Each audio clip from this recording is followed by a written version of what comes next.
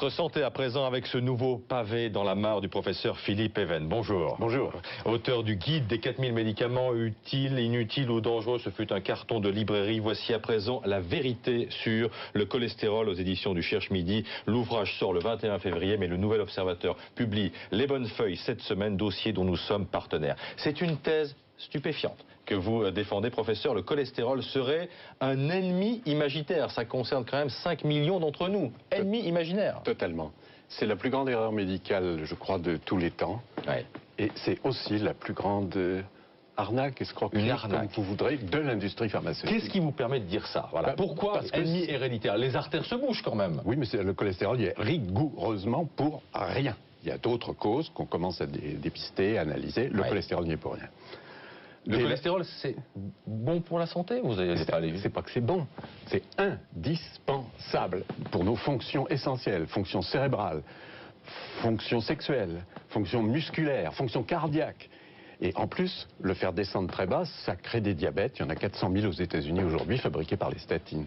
Ça veut dire qu'on nous a arnaqués en fumée pendant des dizaines et des dizaines d'années? Complètement. Mais qui? Pour beaucoup, je vous dis, c'est l'industrie pharmaceutique qui tient tout, toutes les informations, beaucoup de leaders. Avec la complicité des médecins, parce qu'il faut quand même des médecins qui prescrivent. Attendez, complicité, oui et non. Complicité de quelques-uns d'entre eux qui se font les porte-voix grassement payés de l'industrie pharmaceutique. Et on les connaît en France. Ouais, enfin, il n'empêche, le médecin de famille, il nous prescrit des statines lorsqu'on a du cholestérol. Le médecin de famille, il fait ce que les cardiologues disent. Hein, c'est pas lui qui choisit, il emboîte le pas.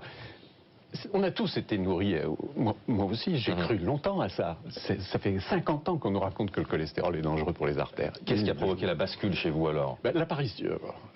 D'abord le prix.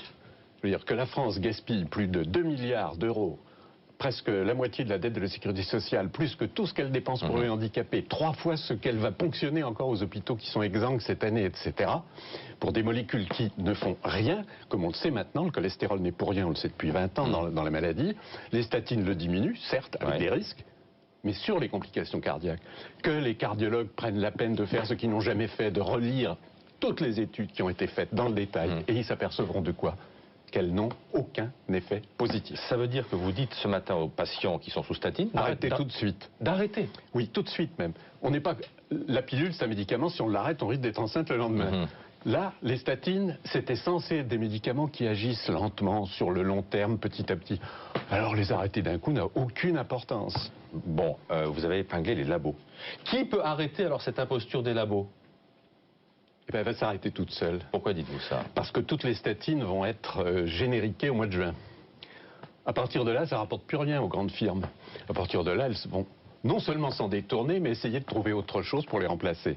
Donc les statines, c'est l'heure de leur belle mort. Alors, c'est ce qui m'inquiète dans ce que vous dites, Philippe Even, parce que si l'imposture est telle sur les anticholestérols, ça veut dire qu'il y en a d'autres dans la médecine? Plein d'autres? Il y en a pas mal d'autres, mais à ce degré, il y en a peu. Il y en a vraiment peu, aucune à ce degré. Je vous répète, 300 milliards dépensés et gagnés par l'industrie pharmaceutique en 15 ans. Et je vous ai dit tout à l'heure ce que ça représente en France. Le gouvernement cherche quoi? 4 sous ici, 4 sous là. Il a 2 milliards sur la table. Qu'est-ce qu'il attend pour les dérembourser tout de suite? Bon, et vous êtes sûr, enfin pardonnez-moi, que les patients qui vont arrêter ces statines ne s'en porteront pas plus mal? Pas du tout. Alors, je pense que certains se porteront mieux, parce qu'ils n'auront pas toutes les complications sournoises des statines sur leur comportement général. Bon, ça veut dire que je peux continuer à me gaver de saucissons et de foie gras? Ah ben j'ai pas dit ça, ça n'a rien à voir. Dans le saucisson, il n'y a pas beaucoup de cholestérol, et dans le foie gras, il n'y en a pas lourd non plus. Le cholestérol alimentaire ne joue aucun rôle, aucun. Vous ne pouvez pas en prendre du tout, vous pouvez en prendre beaucoup, ça ne change rien au taux. Ça n'enlève rien aux nécessités d'avoir une bonne hygiène de vie, c'est ce que vous nous dites. Au contraire. Au contraire. Merci infiniment Philippe Even. La vérité sur le cholestérol, pavé dans la mare, sort le 21 février. C'est aux éditions du Cherche Midi, Pascal.